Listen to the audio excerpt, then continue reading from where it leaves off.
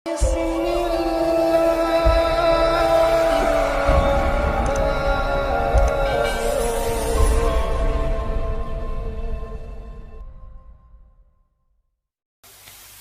mau tanya Ustaz, baik Adi, jika ketika sedang salat, kalau sudah pakai jika, jangan pakai ketika. Sir, asar dan zuhur, makmum sudah selesai membaca Al-Fatihah, kemudian apakah dia menunggu imam selesai membaca surah, ataukah kita juga membaca surah? Bagaimana kalau surah yang makmum baca berbeda dengan imam? Dalam salat makmum dengan imam, kita bisa lihat kondisinya. Pertama, ayat-ayat yang mengisyaratkan, bahkan hadis-hadis mengisyaratkan dalam kondisi makmum mendengarkan bacaan imam. Ya, di antaranya misalnya, "Fa idza quri'al Qur'anu fastami'u lahu wa ansitu la'allakum turhamun." Jika dibacakan Al-Qur'an, dibacakan. Jadi ada fokus. Anda memang jadi objek untuk dibacakan Quran. Ya, fastami'u, Anda diam, berhenti. Wa ansitu. Ansitu itu lebih kepada diam, fokus, berhenti. Misal, sedang ngobrol nih. Saya bacakan misalnya, Anda objek bacaannya, maka Anda diam menyimak. Makanya ketika khutbah, kenapa diminta ansitu wasma'u? Karena Anda jadi objek dari khatib, diajak bicara. Kan tidak sopan saya ngajak kepada antum bicara dengan yang lain. Bikin forum dalam satu forum. Sama ketika Anda dibacakan pada Anda ayat Quran, Anda fokus melihat, mendengarkan. Fokus dengar. Dan tidak ada fokus paling dalam kecuali saat sholat. Imam membacakan, mohon kepada Allah, dan bacaannya mewakili Anda. Makanya ketika diperdengarkan pada Anda diam. Simak baik-baik. Ketika bacaan diperdengarkan kepada Anda, diam, simak baik-baik. Maka Nabi menyampaikan, "Innama ju'ilal imamu liyutamma bihi, fa qira'atul imam qira'atul ma'mum." Imam dijadikan untuk diikuti. Bacaan imam itu bisa mewakili bacaan makmum. Ketika Anda menyimak, mendengarkan. Nah, apa bagian yang disimak itu? Bacaan Quran. Jadi sebagian yang disimak ini ada yang diikuti. Apa diantaranya? Al-Fatihah. Al-Fatihah. La salata liman lam yaqra bi Fatihatil kitab. Tidak sempurna salat seseorang ketika bisa baca Al-Fatihah, dia tinggalkan Al-Fatihahnya. Ini maksudnya dalam salat berjamaah. Imam baca Al-Fatihah, makmum punya peluang. Makanya mohon maaf ya, imam itu tolong beri kesempatan pada makmum untuk bisa setidaknya memiliki waktu jeda untuk bisa mengikuti bacaan imam dalam Fatihah. Anda bisa jedakan dalam setiap ayat. Misal, Alhamdulillahi Rabbil Alamin. Tidak sebentar. Makmum mengikuti dalam hatinya. Alhamdulillah Rabbil Alamin. Ar-Rahmanir Rahim. Antum ikuti misalnya. Bisa antum kalau baca hadar misal seperti dalam tarawih, Alhamdulillahi Rabbil Alamin, Ar-Rahmanir Rahim, Maliki Yaumiddin.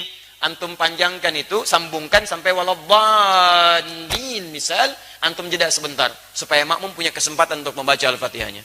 Batas paling minimal kata para ulama 3 ayat. Kalau antum baca dari bismillah sampai Ar-Rahmanir Rahim. Kenapa boleh 3 ayat? Karena ayat terpendek dalam satu surah Al-Quran, surah terpendek di Quran adalah diukur dengan 3 ayat.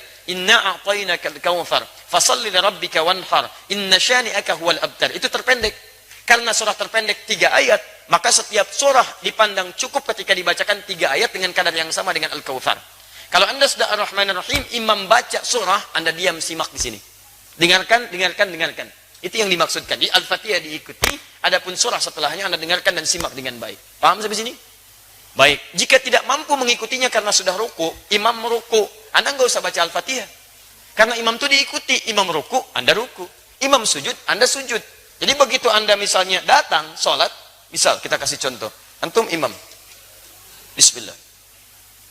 Ini, kiblatnya ke sini mas. Nah, ya. Baik. Ruku. Nah, datang ini. Masbuk. Bismillah.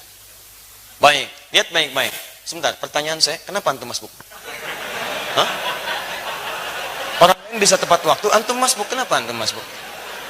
Jangan dibiasakan mas, sholat itu penting. Antum dahulukan kepentingan akhirat. Jangan diulangi lagi ya. Yang lain bisa datang tepat waktu, antum masbuk, luar biasa. Siapa nama antum? Mas Faiz, bukan masbuk. Jangan masbuk, ya Mas Faiz. Jangan diulang ya. Awas antum, hati-hati. Cita-cita masuk surga, masbuk lagi. Tahan sebentar, antum sedang sholat. Ini posisi sedang rukuk. Beliau datang terlambat. Ya. Nah, begitu beliau datang, kemudian takbir. Karena sholat dibuka dengan takbir.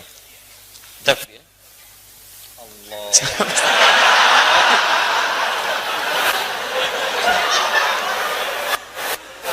Sabar ya. Kalau dari ruku, i'tidal. Ya. Sami Allahu liman hamidah. Ya, sehat ya. Baik. Maju mas sedikit. Nah, antum takbir, setelah antum takbir, antum langsung rukuk. Ya, tidak perlu baca Al-Fatihah lagi. Jadi langsung diikuti. Jadi begitu takbir, Allahu Akbar, langsung turun rukuk. Paham? Baik. Nah, jadi posisi semacam ini sudah dihitung satu rakaat. Satu rakaat. Satu rakaat itu artinya, rukuk itu dari kata rak'ah. Semua ulama sepakat, kalau makmum sudah mendapati rukunya imam, maka dihitung satu rakaat. Karena rukuk berasal dari rak'ah. Dan rukuk ini sudah bagus, teman-teman, naik sedikit. Nah, segini. Ukur segini ya. Dilurus sampai ke sini, sampai kalaupun disimpan bejana di atasnya, kemudian dituangkan air, itu tidak goyang. Ada airnya mas ya, hati-hati. Ya. Nah, antum boleh duduk. Tidak. Baik pemirsa, jadi contoh rukuk semacam ini, rukuk yang bagus. Hati-hati mas ya. Ah, sudah. Terima kasih. Nama siapa? Lukman. Lukman. Baik. Nama antum disebut di Quran surah keberapa? Ah, sudah. Ya. Surah 31. Baik. Insyaallah antum malam ini akan mendapatkan hadiah khusus spesial buat Lukman. Kita akan berikan mushaf khusus dan kita doakan dengan mushaf itu bisa hafal Quran insyaallah ya. Baik. Sudah menikah? Alhamdulillah. Baik.